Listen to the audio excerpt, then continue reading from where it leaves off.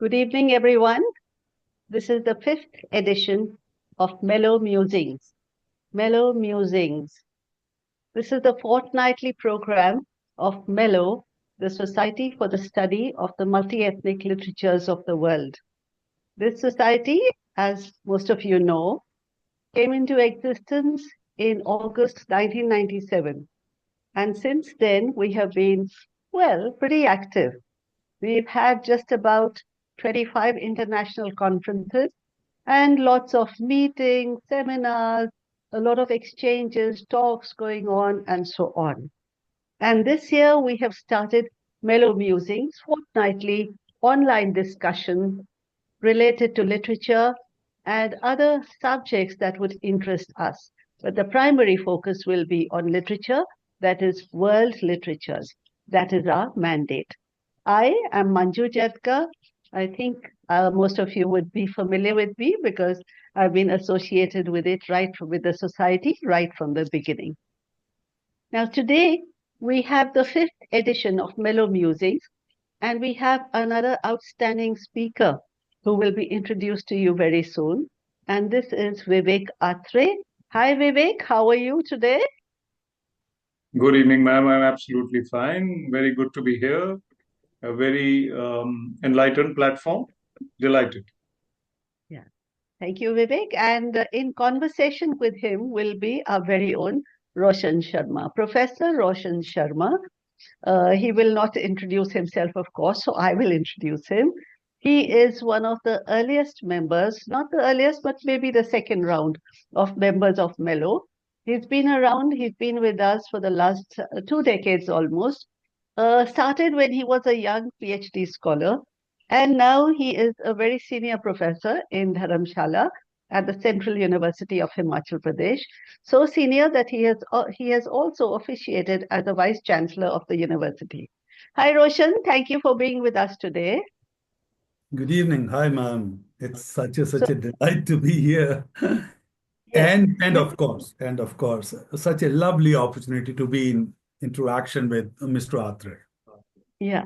The advantage of these sessions is that, we can stay in touch. We can stay in touch with each other and we can talk about a lot of things that interest us.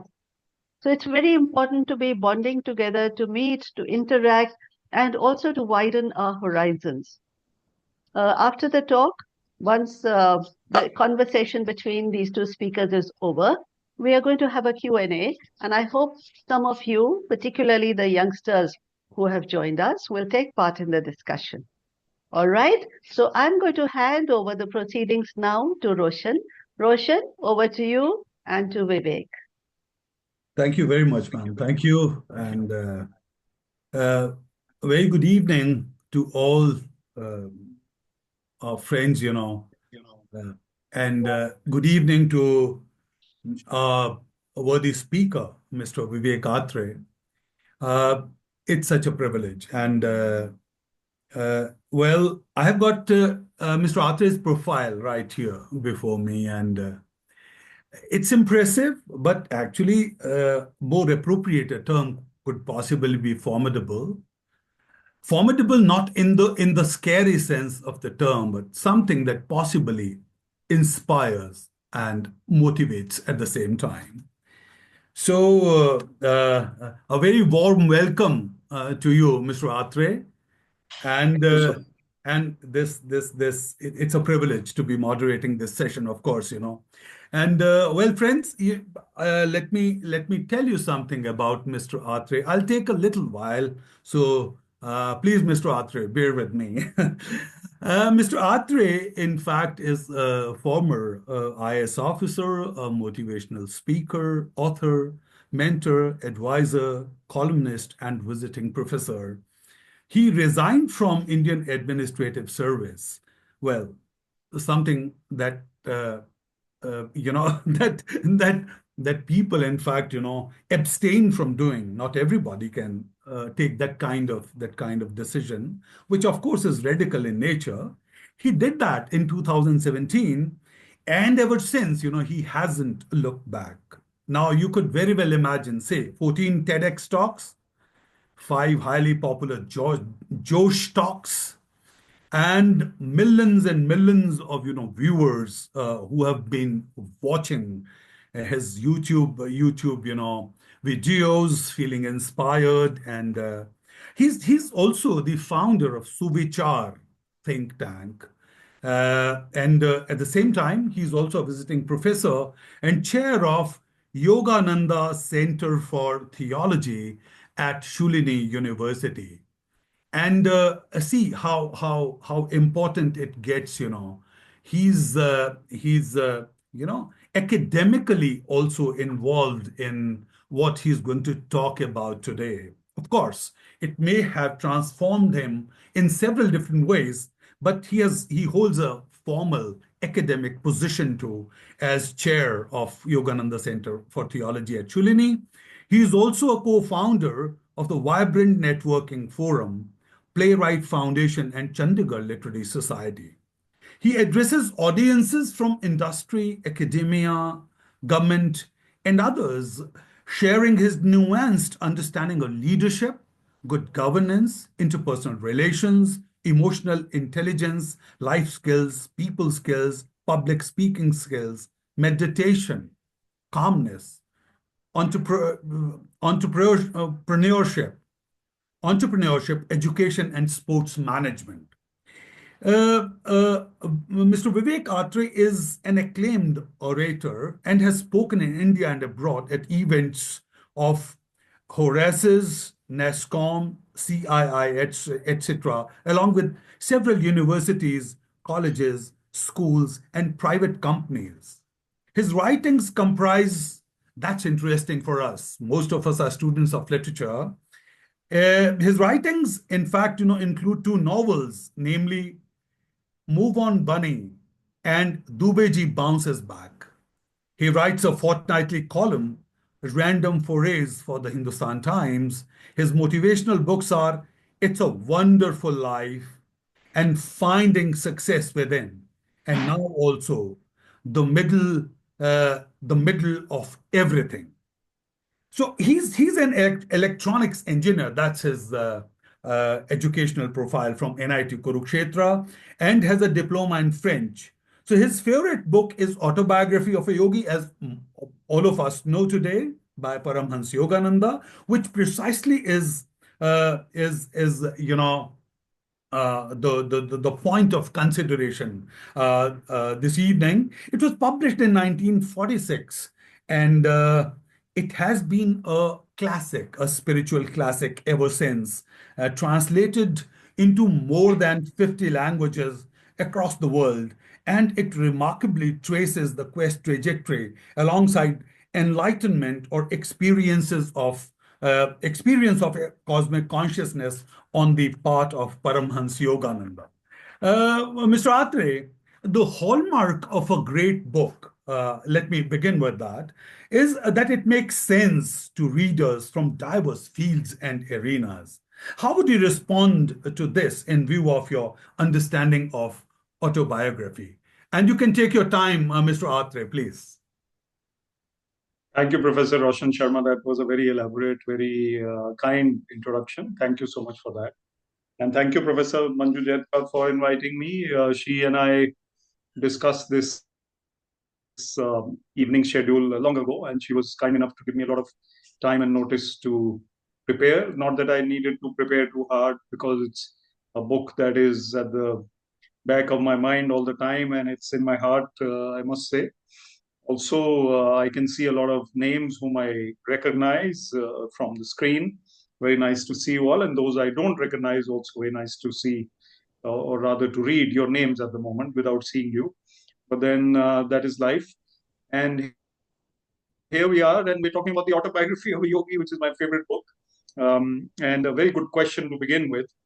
I think, Professor Sharma, you would agree with me that any book which sort of goes above your head, or it kind of goes at a tangent, or is not really, you don't really warm up to it, is something that you don't enjoy reading or you don't learn from. I think the autobiography of a yogi, while being very philosophical, very deep, very timeless in its teachings, in its message, and has changed many lives as well, is something that appeals to each and every individual. So what you said is absolutely true. It is a universally applicable teaching, I call it, this book. And I'll give you an example to illustrate the point so that we kick off the discussion on a slightly storytelling or interesting note. I was traveling, and with my family, I had the occasion to go to Los Angeles, where the Mother Center of Self-Realization Fellowship founded by Paramahansa Yogananda is located, and the India headquarters are in Ranchi. When we landed there, and then we went to a place called San Diego by train, and at the San Diego railway station, there was a gentleman who had Yogi written on his name. I mean, his chest, the name was Yogi. And he was a tall, burly fellow, and he was picking up the bags, and he was helping people in the station. And he was officially deputed. So I just had to ask him. He was a white American gentleman. I said, "Sir, just tell me, how did you get the name of Yogi?" So he said, "Oh, yeah. So have you read the autobiography of Yogi?" I was flabbergasted. I said, "You've read the autobiography?" He said, "Yeah, I've read the autobiography of Yogi several times." And to emphasize the point, he and I had a bit of a discussion on it, and he was very happy to be doing what he did, but he was obviously someone very exalted and very advanced in terms of spirituality. I was very impressed. I mean, one had heard of the materialistic West, and one had gone there before. And he even told me the story of, and it's a very interesting tale, near Encinitas, which is between Los Angeles and San Diego. And Encinitas is the place where much of the autobiography of a yogi was actually written, in the hermitage on the hill. Near that is a beach known as Swami Beach. Yeah. And that Swami Beach is actually named because of Paramahansa Yogananda's years spent over there. And Yogi, this person, actually mentioned that. And he says, I got to know about Swami Beach, and then one thing led to another, and then I got to read the book. So to answer your question, and you said I can take my time, so I did. But I think its appeal also lies in its simplicity while being very, very enormously deep in its message. So I think just as the sun shines on everybody, but every article, every object, every human being doesn't receive it the same way. It's the autobiography of Yogi appeals to everyone in their own level of understanding. And most people like reading the stories. Some people come up with the fact that, oh, I liked it, but I couldn't believe in the miracles which were taking place, which we'll talk about. Some people get much influence the very first time and start meditating. They find out more about these teachings. So I think for everybody, there is something in it. And it is something which has appealed to people the world over. Sure. I believe that 90% of the world's population can read this book in their own language if they like, because it's been translated in over 50 languages across the world. And it remains a global bestseller. I'll pause here for the moment and pass on to you. Yeah, you brought in this term meditation, of course. I mean, that exactly got me thinking that there are recurrent references, in the book concerning concentration, meditation, and in particular this deep kriya meditation.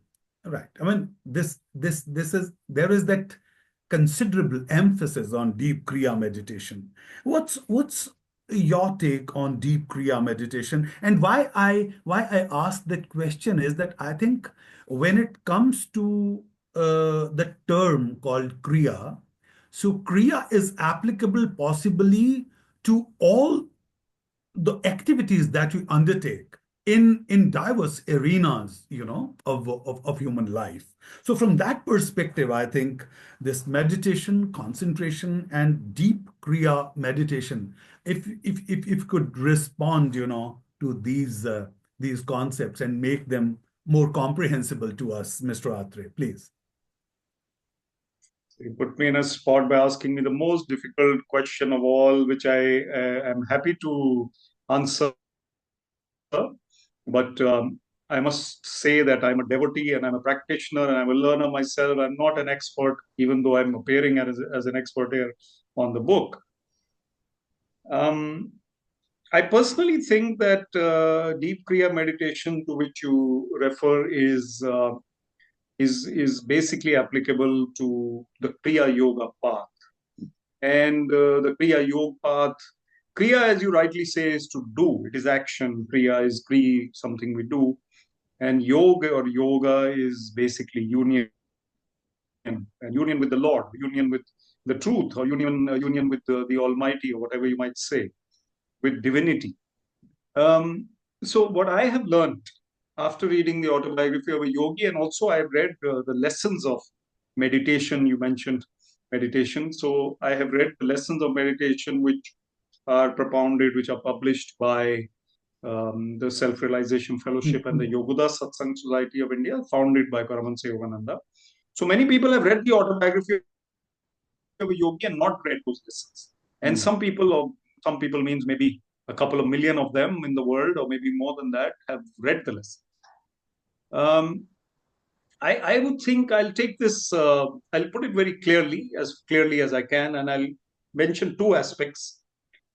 So, we being body, mind, and soul, as a human being, it is said that we are the soul and we have a mind and a body. Most of us focus on the body and the mind. And there is a share which I'll bring in just for entertainment purposes, nothing to learn much.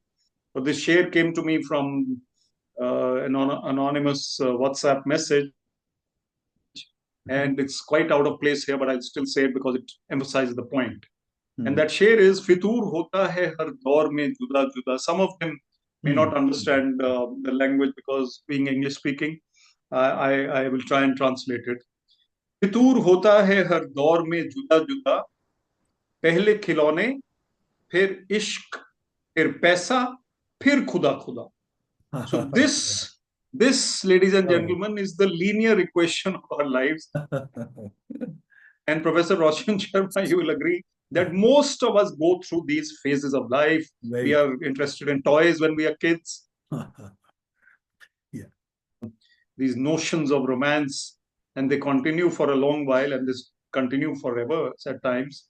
And then we have this paisa, which is career.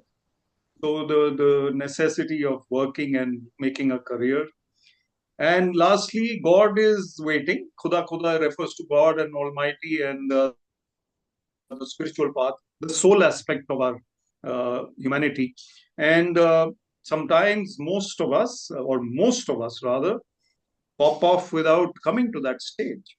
And somehow most people put off that spiritual life towards after retirement. We'll see after retirement, I'm going to meditate, I'm going to pursue my inner path, I'm going to live the inner life, I'm going to find out what is the truth of life, what is the purpose of life after I retire, after I've fulfilled all my responsibilities, after I've enjoyed myself. And in the Hindu system, we also have the 4 stages of life. Right, so we have the childhood stage, and then we have the working stage, and then we have the retirement stage, and then we have the ascetic or renunciant kind of stage of it. So that vanaprastha, which is the renunciation, it doesn't really come. We remain embroiled in stuff from Zomato to playing cards to gossiping to Trump to crime to stuff. And there are people who are in their 80s, and I respect people in their 80s and 90s enormously because we have so many of them, and they've led very healthy lives. But if they are still focusing on crime and politics, and what the neighbor did, and how that guy is very mischievous, there is something lost there. The message of the soul is lost.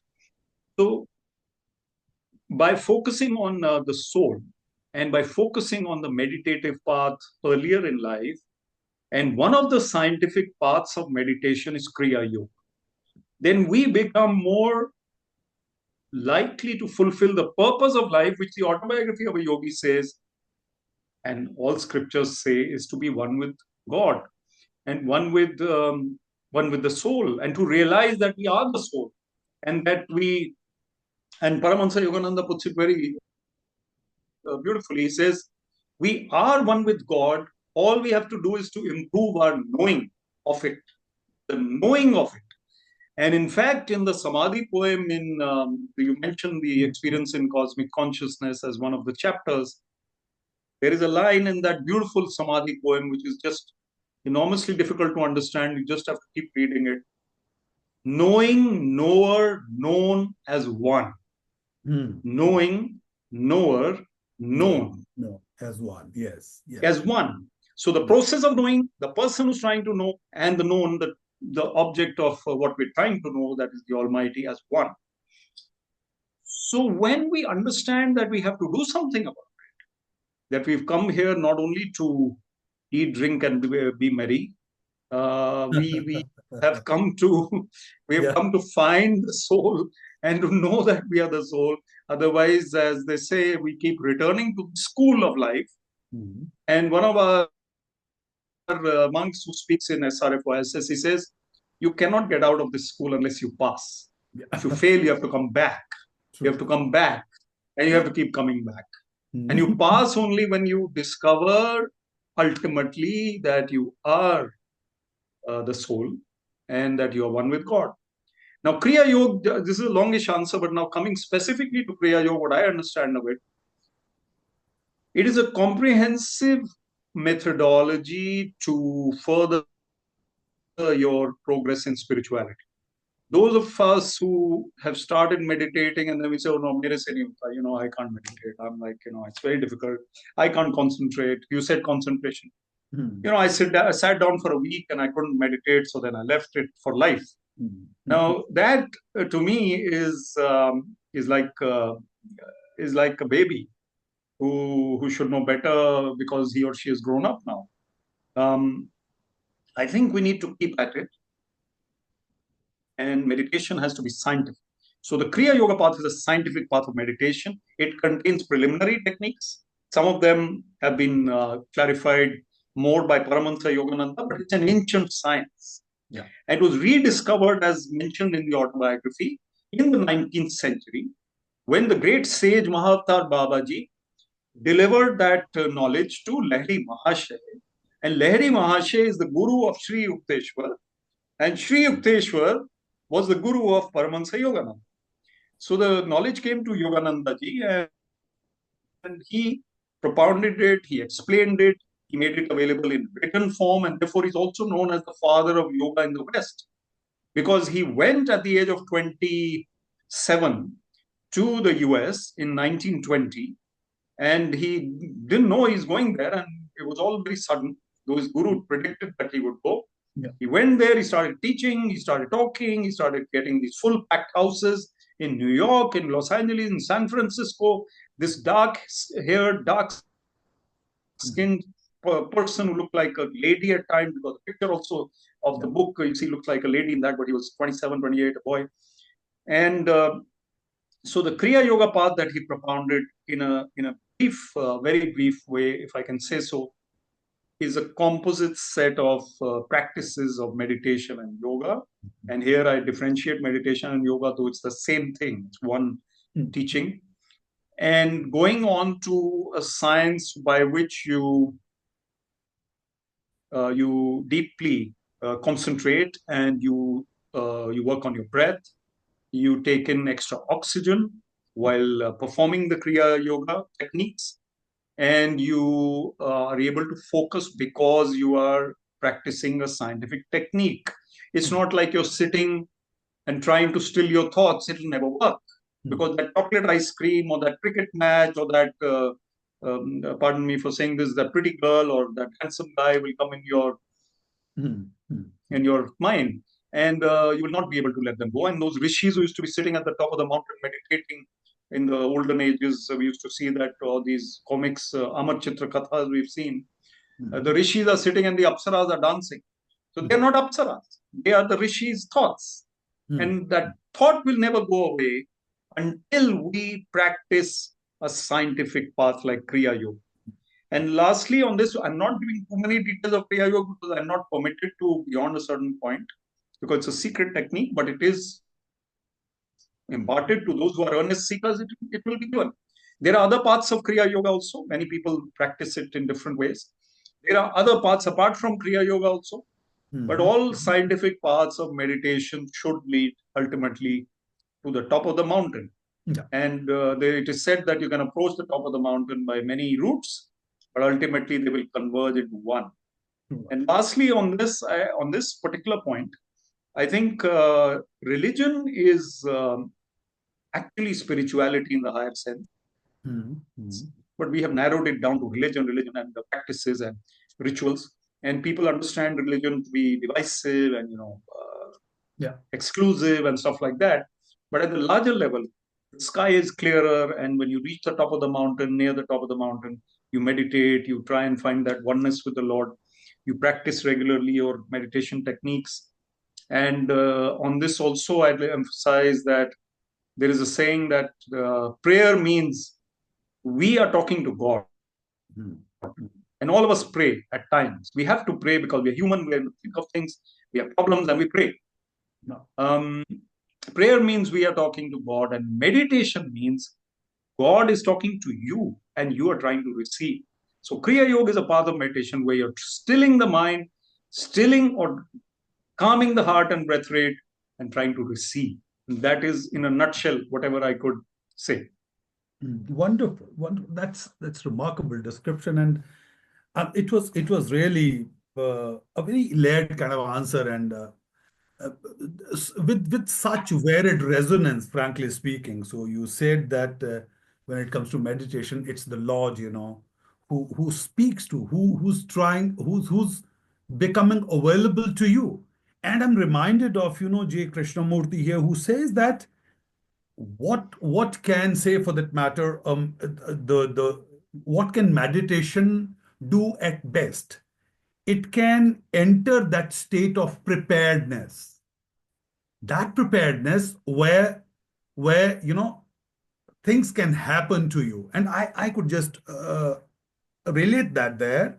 But one more point that you brought in, you mentioned chapter 14 somehow, and you had to talk about cosmic consciousness, which actually is one of my favorite, frankly speaking, subjects to talk about. So when Paramahansa Yogananda, when he experiences that joy, that oceanic joy that he talks about, and how these, it broke upon calm, endless shores of his soul. I mean, the description is so poetically rich, frankly. And then he further writes, "The Spirit of God, I realized, is exhaustless bliss," he writes. "His body is countless tissues of light. A swelling glory within me began to envelop towns, continents, the earth," so on and so forth. He goes and Mr. Atray, I also this got me thinking about a book by Richard Maurice Buck, and the title of the book is Cosmic Consciousness. And what he does there is that he has, in fact, uh, uh, given the profiles of several people, who have been able to experience that cosmic consciousness, which is that feeling of interconnectedness or that oneness, with cosmos around or something.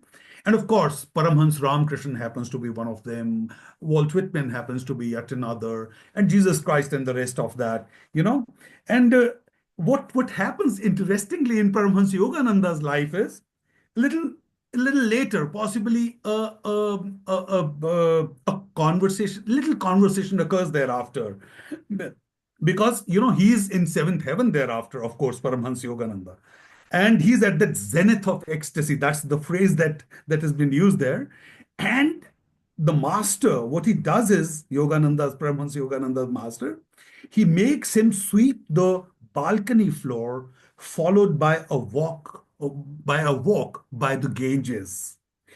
Now, what's interesting for me is, and I think it's going to interest all our viewers tonight, that uh, he makes him learn that secret of balanced living. And he doesn't want Paramhans Yogananda to be there in that state for a bit too long, so that it starts kind of, it starts taking hold of him, and he brings him down. And offers him that beautiful lesson in balanced living where you have to balance, this ecstatic highs and this so-called level of mundane or day-to-day activity. Now, how do you view this balanced living, given your diverse range of experiences in life, Mr. Atre? Professor Sharma, that's a great question, and you explained it very well. I must say, it's like, I mean, all of us have their our roles to play in this world, and the Lord, I'm sure, doesn't expect us to sit under a tree and meditate all our lives. We have to look after our jobs, our families, our other roles, and some have diverse, some have not so diverse roles, but they have roles. And even the railway crossing where the person sitting has to open it only once a day or close it thereafter just once a day. He has a role to play, and he can meditate the rest of the time. But at that 10:43 a.m. when the train is coming, he has to be wide awake and alert and working. So balancing our lives is very important. In the autobiography of a yogi, this chapter 14, experience in cosmic consciousness, I think that's the one you're talking about, is basically the chapter where um, a young Yogananda is trying to meditate and he's getting disturbed thoughts, just like any new practitioner would. So Yukteswar ji, his guru, calls him, he says Yogananda, or he calls him Mukunda at that time because he wasn't yet anointed as Yogananda. He's a Mukunda. And he says, Master, I'm trying to meditate. So he says, I know how you're meditating. Your mind is like leaves in a storm, like birds before a hunter. So this is the analogy given there. And his mind is scattered just like yours and mine. I mean, I don't know about yours, but definitely mine. Whenever we're trying to meditate, our thoughts are scattered. After that, he calls him and he knows that this boy is actually already ready to receive the experience of cosmic consciousness because he's been meditating and in past lives. And he's actually an exalted guru who is living the human drama, just like Ramakrishna Paramahansa or Guru Nanak Dev or even Jesus Christ, as you rightly said. I mean, you have these masters playing a role, but he was trying to meditate, he could not because of the human drama. And Yukteswar ji bestows upon him that experience in cosmic consciousness, which we shall talk about in the next part of the conversation, if you permit. Sure. But suffice it to say here that he goes back to the balance part of it that you mentioned after that experience in cosmic consciousness. From the scattered thoughts to the cosmic consciousness, back to sweeping the floor and walking by the Ganges, because the master wants to show him that this is how life is to be led. And Yogananda also compares it to a pendulum.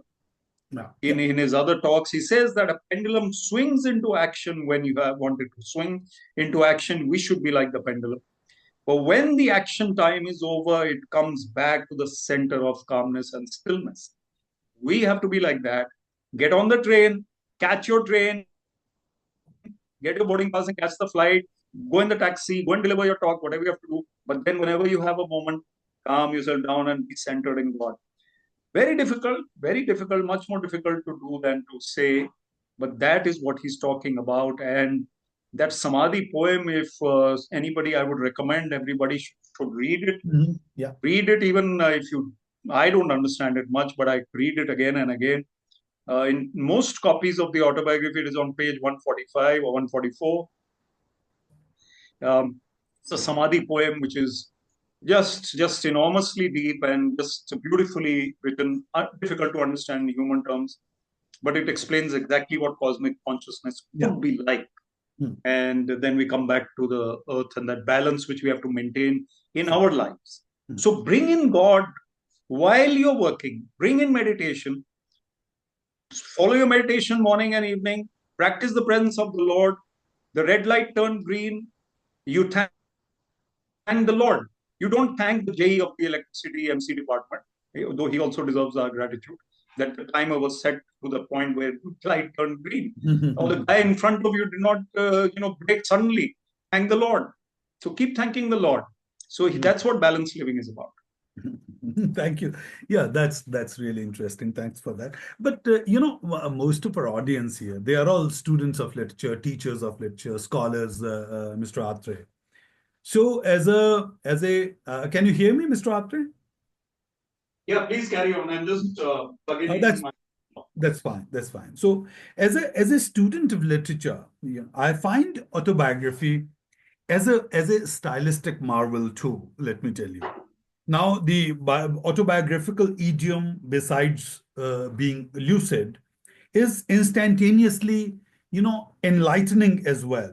So the images that he uses with gripping, narrative power, it appeals to readers across cultures, and it is evidenced by a large number of people, ordinary as well as extraordinary, who have experienced, its unput downable quality. So, in fact, my kind of brush with it actually came in the year 1984, if I remember correctly. So, as a first year student in Solon College, I was given this book in annual prize distribution function along with Vivekananda's complete works and Aurobindo's letters on yoga. Nevertheless, I read it in 1987, which was after possibly 3 years when I was B Honors final year student. So let me share with you, Mr. Ate, that the clarifying insights, about life in general and spirituality in particular that autobiography offered, have really been unparalleled since. And I mean, when how did you? My curiosity is as to how did you come in contact with?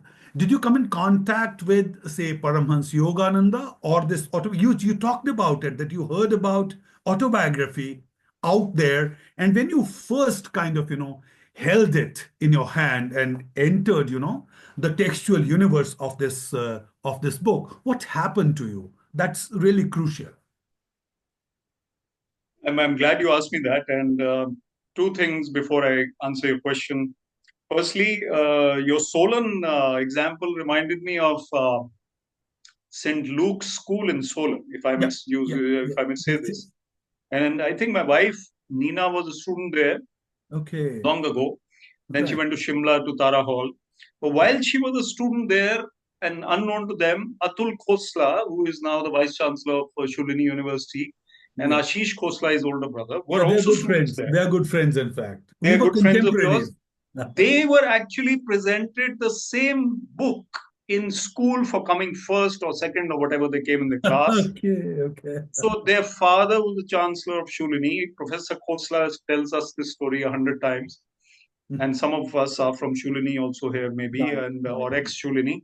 Mhm. He says that I was appalled to see a spiritual book coming because he's a scientist to my children for topping in science. They get the autobiography of a yogi. You should get some science books. You should get some Isaac Asimov or whatever he may Yeah. have mentioned. Now he says I saw it and I wrote to the principal. I told the principal, why are you giving such books to the students? And later he became such a die-hard fan or And follower of Yogananda's teachings and the autobiography of Yogi. It was probably too soon for him, for his sons, to see that book. You, I, many others in this conversation may have crossed paths with this book earlier times, in earlier days of our lives, when we did not recognize it or we did not recognize its significance, and we are still to recognize its significance at times. I found it when my wife was handed over a copy many years later, of course, uh, by a brigadier in Chandigarh. And I'll name him because he keeps distributing copies, Brigadier Prem Kumar. And okay. he gave this copy to Nina, and Nina read it. She told me that it's something you must read. I didn't realize the deep significance of it. I was pretending to be busy in my career and all that. And I did read it much later. It took me a year to read it the first time, which is too long. And I would just disjointedly read a few chapters or a few pages, and then then. So I found it from her, and she started meditating much before me. But I must say that once I read it once, I decided to read it regularly. Mm-hmm. So again and again and again, and you could probably make that out by the quotes that I'm giving you from the book. I have read it maybe 8 times now, and I have read every day or every second day 1 or 2 pages of it in the last many years, 15 years maybe. So 1 or 2 pages per day, and every time I read it, there's something in it which I haven't noticed before. Mm-hmm. Mm-hmm. And even as an avid concentrating reader, I find that, oh, this I didn't get last time, or I didn't see it, or I didn't notice it, or I didn't realize the meaning of it. So a book like that is like an endless ocean, and people have experienced the same. It's not like only me. So I came across it through her, and now since I went a step ahead and started following the lessons of meditation of Paramahansa Yogananda, which are prescribed by YSS or SRF, the organizations, Mm-hmm. then you get deeper into it. So then you have these lessons which come as booklets, and they are also available on the app now.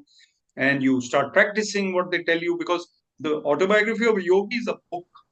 It's not a step-by-step description of the technique of meditation, and Yeah. those lessons will come with that description. And then you do some energization exercises which I mentioned. You do the preliminary techniques, you do the higher technique, and you do the still higher techniques. And then when you do that, you find that you have a kind of routine.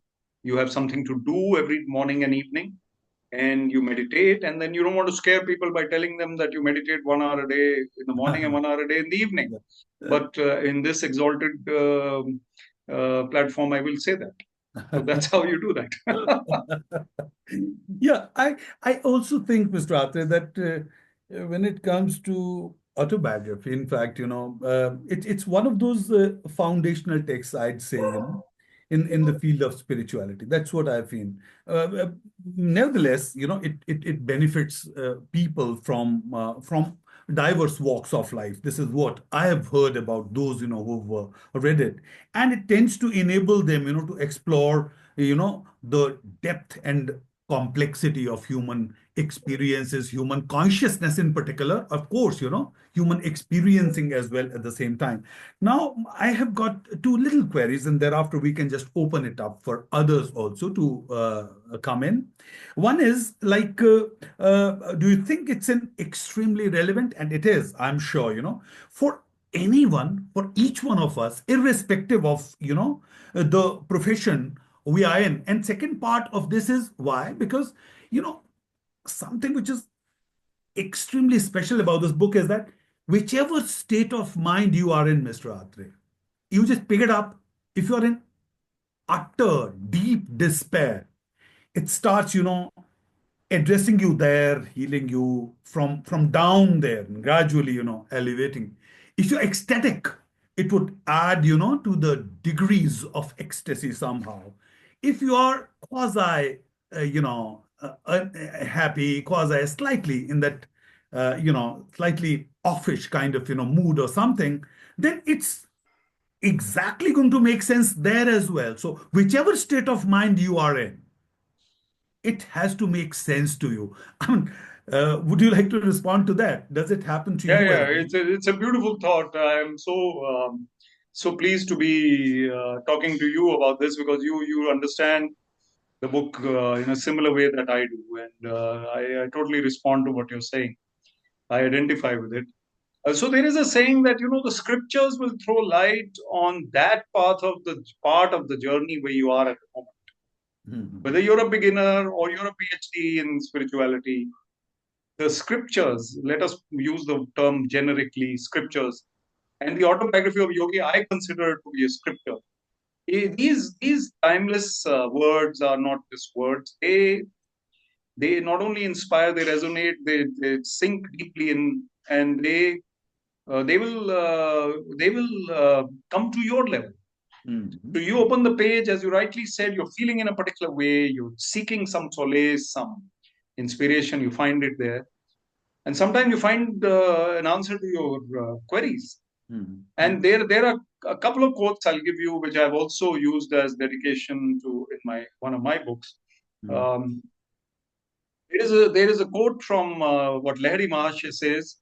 He says, though man's inclination or propensity to land himself into trouble appears to be endless, the infinite succor is no less resourceful.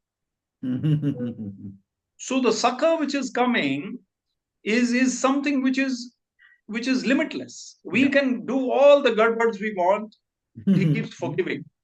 And in one of them, he says, the Bible tells us to forgive others 70 times 7, which basically means endlessly.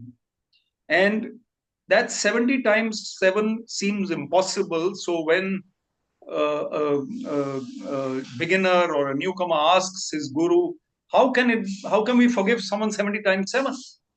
He says, doesn't the Lord forgive us endlessly for all that we do? I mean, we keep doing so many things which we shouldn't be doing. And He, the Divine Mother or the Heavenly Father, keeps forgiving.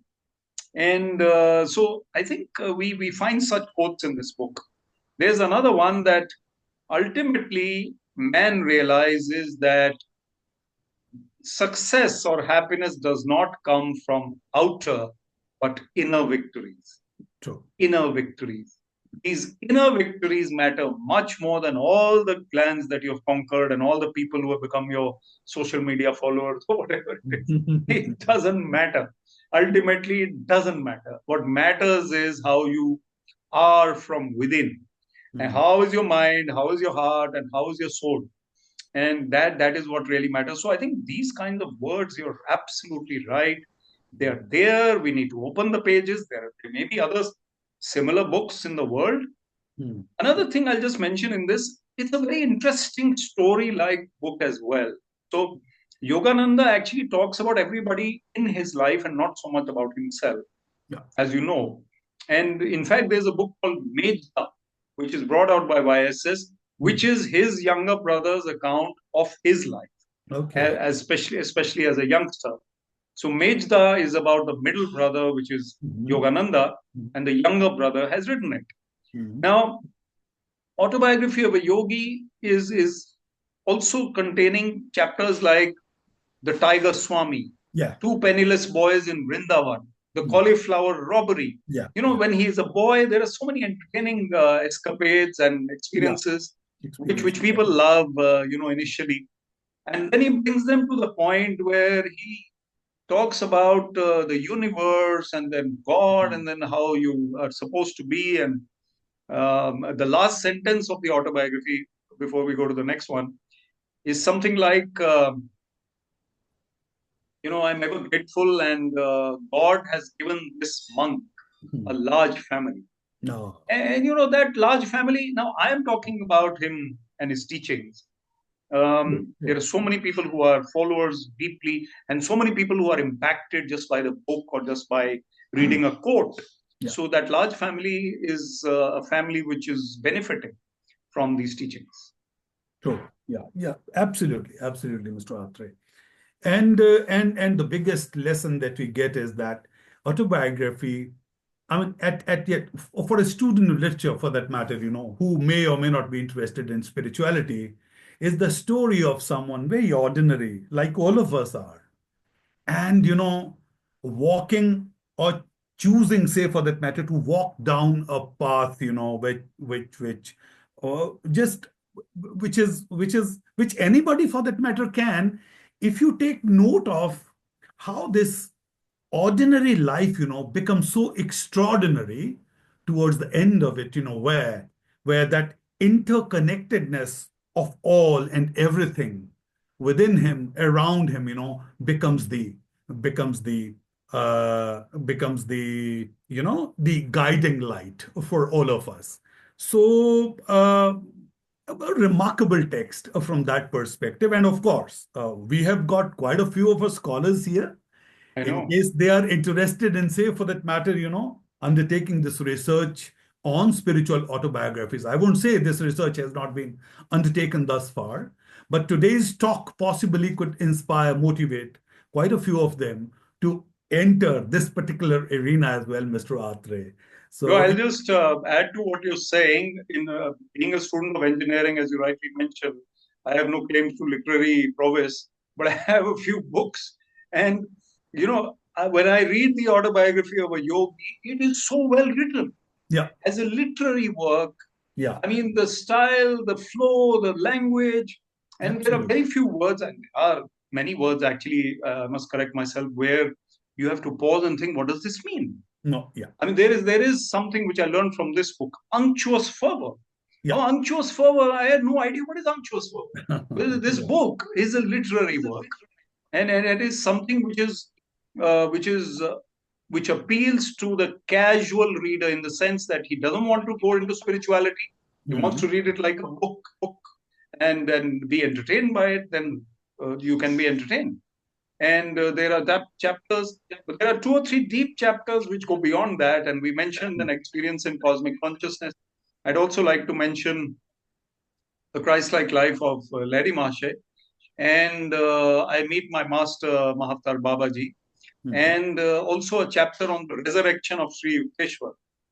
These chapters are just, I mean, they're very, very deep, Yeah, yeah. very, very, very, very. Very You well can't written. understand them through intellect. You can't True, understand. true, true. Yeah. Thank you, Okay. Mr. Atre. That's all from Yes. my side. Now it's over to Yes, Professor it's over to Jaitka. Professor Jaitka. Yeah, Yes. Professor Jaitka, please. That was such an interesting talk. Thank you so much, Vivek. Thank you, Roshan. And between the two of you, it was like a jugal bandi. Huh? It was a nice duet that carried Thank on and so effortlessly. I really enjoyed the talk, the cross flow of ideas. And I've invited all our speakers, all our listeners to switch on their TV, to switch on their screens, their videos, particularly if they want to ask some question or if they want to say something. We can have a And group picture also on the yes, screenshot if they switch yes, on their cameras. yeah, we do that towards the end, huh? But Sunena, your camera is not too clean today, huh? Just try getting a clearer picture. Maybe there's I'm something trying to to. do that. It's hazy. I don't know why it is so. I'm just Maybe trying to. Sunaina has become a mystic. That's right. Not at You all. know In what? fact, What? I have a question to ask here. Yes. Yeah, certainly. Okay, Sunena, where is she gone? And we have Nilesh also out there. Sunena, you're Yes, muted, huh? You're muted. yes, I have unmuted myself. And good evening, everyone. It was actually a delight to listen to Vivek sir and Roshan sir. Very enlightening. I am feeling enlightened and will try to finish reading this book, which I started some time back and on the recommendation of Vivek sir only. So, sir, I read some 100 pages, and every time I, pick up the book, I read a few pages, but then I keep it aside. It is, there is something else, some other pull that takes me away. I don't know why I am not able to finish it. And though I savor Sunena, it, Sunena, you're in excellent company. I've read 142 pages on Vivek's recommendation, and I'm going to complete it very soon, one day. I tell definitely after today's talk. I have a question, sir. Like I have been trying to, read it, and though I find connections also. Like I was reading this chapter on Jagdish Chandra Bose, so I was reminded of a research paper that written and where trees undergo trauma. So I could recall that. I could connect with that. So each chapter takes us somewhere. I mean, it brings something to us. But at the same time, in the middle, as sir also pointed out, that there are more of research scholars here, there are faculty members. So how to approach this book? I mean, how to savor it? So this is my question because I've been struggling with it. I've been meaning to read it, but then I read a few pages, I keep it aside. So how would you, suggest me? How should I approach this book and yeah, take how to absorb the teachings? And again, one thing before I uh, you know uh, before you can answer this question, that yes, it is a stylistic marvel, as Roshan sir had mentioned, and as you mentioned. So the style is very literary, and yes, one marvels and wonders at the exuberance of the language, at the opulence of the language, which is fantastic. Coming from the literature background. But how to approach this book as a young reader? How would you recommend? Yeah, I think it's a very important question, and all of us have. I told you that I struggled with it and took a year over it, and just like you, I read 2 pages, then I put it aside. So it is an option for most people to read the book or not read the book, right? There is no compulsion. It's not an exam that you're preparing for. You're not doing research in it. It's a choice. Now, this is a book which has been proven by many or stated by many to have helped them, benefited them, and just by dint of their comments, their feedback, their experience, recommendation, I think that in itself should enthuse us to read it. I don't think you can savor it as much in the first go as you will in the second go. I know that even the first go is proving to be difficult, so why the second go? But my feeling is that most people who have read it have enjoyed it, and without really benefiting from it very deeply the first time, because we are human and we are all busy people and we cannot concentrate as much as the book probably requires. The Bhagavad Gita has a certain number of shlokas. Everybody has read them. Many people have read them. How much have we imbibed? So the scriptures, all of them, the Ramayana, the Mahabharata, what have we imbibed? So I think this has to be treated like almost like a scripture. We read 1 or 2 pages at a time. We will not be able to flow that well. But if we take it up as a project even in March of 2025, and by October or something we are done with it, and then the magic can begin, because then you have a certain sense of having read this book, you feel good about it, and then you pick up anything from there, and then you start loving it more. So I think I fell in love with the book the second time, and the first time I somehow just read. So that's the encouragement I can give. And you Thank also you, sir. mentioned, I hope yeah, I can approach the same way. Thank you. I think you should do it because you are keen, and anyone who's reasonably keen should take it as a project and read it. And if you're enjoying some parts, then please enjoy them more. And that's it. If I may. We have Nilesh ji, Nilesh. wonderful to see you. Hi, Yeah, good to see you all. I think I'm one up on all of you here because somebody has read 100 pages, somebody has read it 140 pages.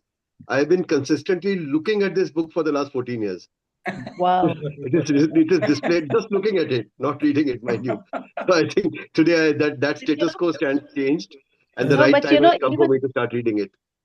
even if you look at a book or if you put it under your pillow, you still absorb a lot that is inside it. Yes. And I liked an observation that Vivek made, that every time you read the book, it's a new book. You find a new meaning into it.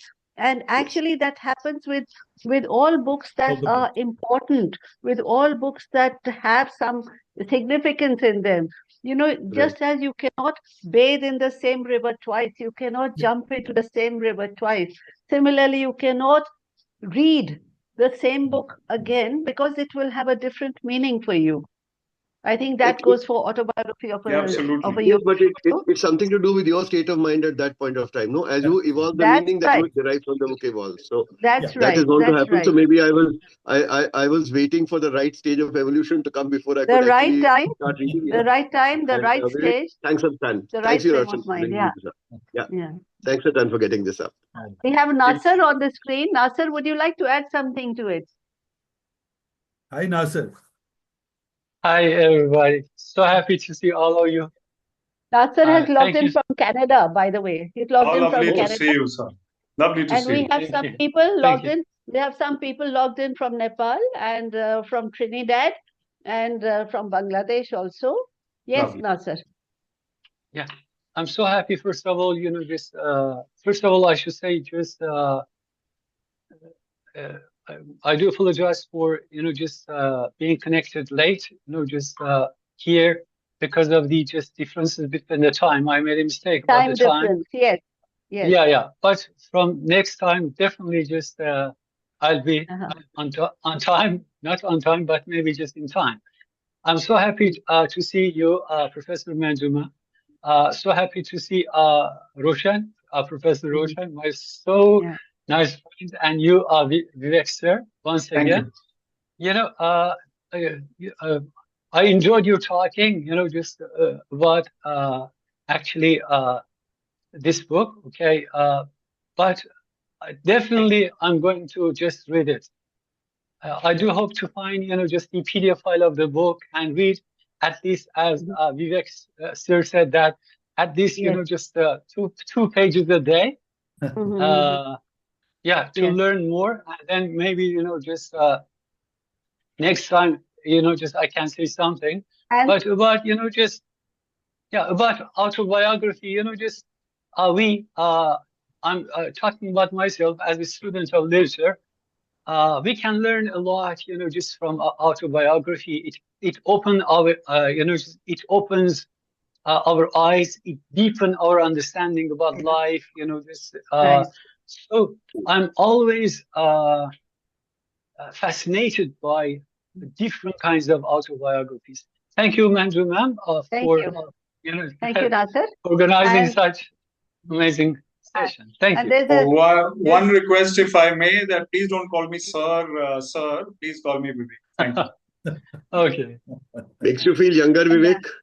Yeah, I am younger. Yeah. there's a lady who's I there's a am lady very who's fortunate in that whatever room I go to, everybody is younger than me always. So it's quite cool. there's a lady who's just messaged from the US that she has not been able to log in. So I told her I'll be sending her the link for the recording. And that goes for everyone else also. I'll share the link with everyone. And you'll also find it on the Melow Facebook page. But what about the other people who are logged in?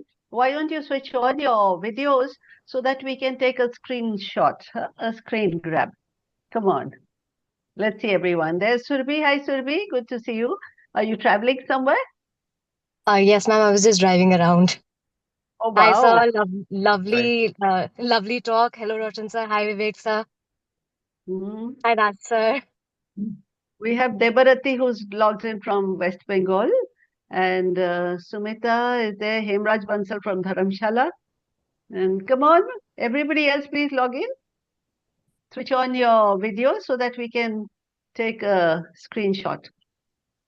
Ishtiaq is from Delhi. Hi, Ishtiaq. Neeraj is from Rajasthan.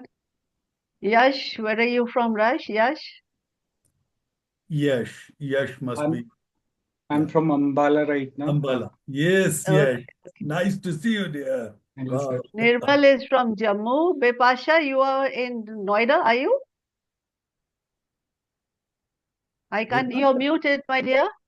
Vipasha must And be we have, from Dharamshala, one of our scholars. she's muted, so she can't tell you. I think Hello, she's from sir. Noida. Yeah, I'm from Noida, yes. Oh, yes. Noida, yes. From Noida, Gautam right. Buddha University, right? Yes, yes. Amandeep is from Jammu, and well, who else have I missed out? Saurav is from Dharamshala. Sangeeta is from Nahan. Jyoti is from Chhattisgarh. Hi, Jyoti, how are you? All right. So we've had an interesting talk today, and well, we are going to meet again in 2 weeks' time, but try and get into the discussion, have some interaction with everybody else. I will share the recording, of course. Anybody who would like to say anything before we wind up? In the next 2 minutes, we have to wind up. I just wanted to show the cover of the book to those who haven't seen the cover ever. They would have. Yes. Just The have a cover look of at the it. book. Even Yeah. if you don't read it in your life, just have a look at it for 1 second. No, they'll all read it. They'll all Some read it. benefit will accrue. Because a lot Some of benefit people, will accrue. a lot of people are doing research on spiritual autobiographies, Autobiographies. particularly under Roshan. Yes. And the creative was made by Ishtiaq. Ishtiaq, hi Ishtiaq, just wave out. Where are you? Yes. Hello, ma'am. Yes. Ishtiaq, yeah. Nice, So yeah. he made the creative. Hi, sir. And yeah, some of the back end work I make Neeraj do. And well, these are all our young scholars who are very supportive, and they will continue to be with us until they become senior professors, I'm sure. Right. Okay. So would you like to say anything else, Vivek, before we wind up? I just want to acknowledge and thank your efforts. I think this is a great platform. I've been part of it once or twice before in the past, and not on this particular series, which is a new initiative. I think it's awesome. It's brilliant. I think it's something that engages the mind and the heart and the soul, if I may say so. So great to be part of this platform. I think Professor Roshan Sharma brought out the better part of me, and I was able to dive deep into the book. Thank you for that. Thank you very much, Vivek. I really enjoyed having this conversation with you. Wonderful, wonderful. Thank you. Yeah, Thank you. Roshan is our man for all seasons, and well, he always does a great job. Thank you, Roshan. So with that, we come to the end of this particular session. And before I say a formal thank you to everyone, I must tell you that 2 weeks from now, we will have another session which you are going to love. And that is on the legends of step wells in India. The speaker is somebody from Telangana who's written a beautiful coffee table book on about 100 odd step wells in Telangana. And he'll be talking to us about it. So the Baulis, what we call the Baulis. So keep a lookout for that. And after that, also lined up for one of the sessions is a discussion on artificial intelligence and how it can help scholars of humanities, liberal arts. How can we use it ethically? So I'm sure that is going to be very useful because, you know, sometimes we get your submissions and there is also a way of detecting if your submission is artificially generated by AI. And I'm sure you would like to know what is the ethical way of using AI. So keep a lookout for that. So with that, thank you very much, everyone. Roshan, Vivek, and all you lovely people who logged in. Thank you, and ma'am. we Thank meet you, again. We meet again in 2 weeks' time. Bye-bye. Thank you all. Thank you. Bye, ma'am. Bye. Bye. Bye, Vivek. Bye. Bye.